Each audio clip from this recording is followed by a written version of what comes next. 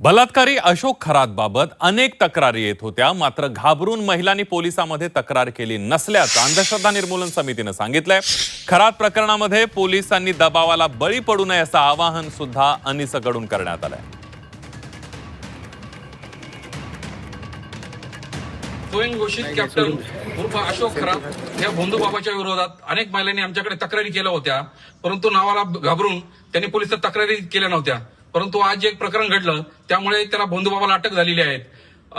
विशेष गोष्ट अशी आहे की महिलांच्या प्रश्नी जो आज त्याला अटक झालेली आहे, त्यात महिला आयोगाच्या ज्या अध्यक्ष आहेत रुपाली चाकणकर, हे त्या मंदिराच्या ईशानेश्वर मंदिराच्या ट्रस्टी आहेत। त्यामुळे या महिलेला न्याय कसा भेटणार हा महत्वाचा प्रश्न आपल्या समोर निर्माण होतोय।